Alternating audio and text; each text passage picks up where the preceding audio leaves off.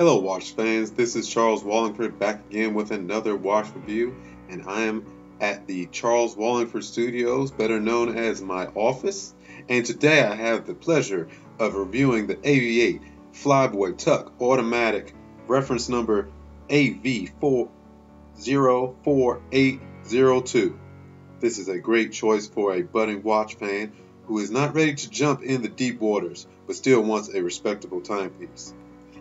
Here is the box. It reminds me of the pouches that I may have used that carried ammo back in my Marine Corps days. Hoorah!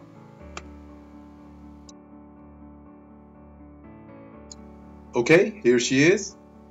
Now let's put on the white gloves and get started. First thing you will notice is that this watch comes on a leather NATO strap. Well, I'm not a big fan of NATO straps, but we'll talk about that later. Now let's get into why I chose this watch in the first place. It does not matter how great the watch is on the inside, she needs to be good looking first. This rugged militaristic watch is eye-catching but not flashy. At 42 millimeters by 12 millimeter case, it has just enough wrist presence. The dial for me is a big winner. Looking close, it's textured. Next, the hands being a sandy tan and skeletonized bring about a nice touch of originality to such a classic looking dial. The second hand counter in red gives a touch of color so you can stay interested. Also being a small seconds counter, it conceals the not so smooth sweep of the Miyota 8247 movement. But hey, you can only ask for so much for a watch well under $500. But this watch does give a little more than expected with a highly scratch resistant dome sapphire crystal. This is not common in this price range. Oh yes, I forgot to mention the 0 hour Arabic numerals, which are slightly larger at 0, 3, and 6. The case of course is stainless steel with the unusually placed oversized crown set at 2 o'clock. This is my first time seeing a watch offset the crown at 2 o'clock. I have seen on diver watches at 4 o'clock, but this is my first time at 2.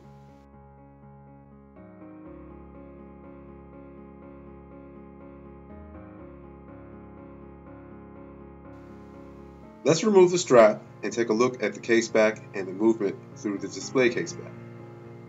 Again, this is ran on the Japanese Miyota 8247 movement.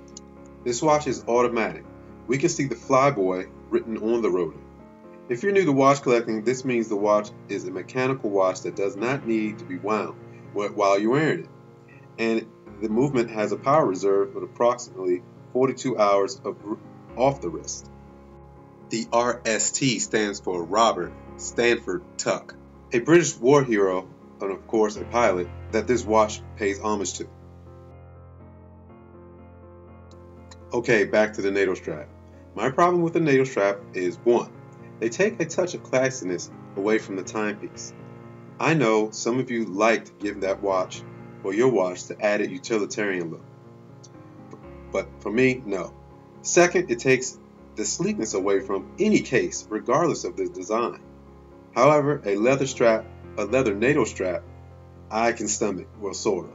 This leather strap, though thin, did sit well for me on the wrist. For several days I wore it and it felt very comfortable. The leather is soft and pretty supple. 2 things I wanted to show you before we go to shot on the wrist. First, I want to show you the 24-hour sub-dial. This is great for law enforcement, military, and McDonald's workers.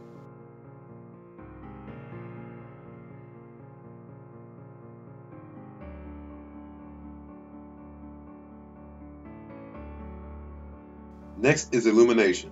Again, at this level, most watches will not give you this brilliant blue lume.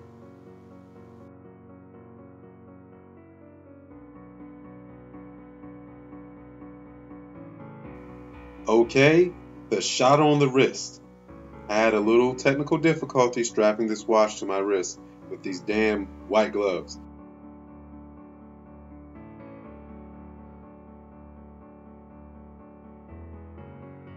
Okay, here we are. I think the NATO strap takes away from the case, like big hair.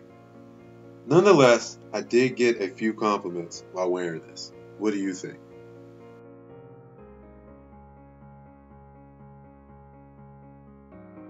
Okay, ladies and gentlemen, that is my review of the AV-8 Flyboy Tuck. If you're interested, please be sure to check out the AV-8 website. I included below in the description. Also, I placed the Amazon link below also. I'm Charles Walhingford, and this is how I would spend my money.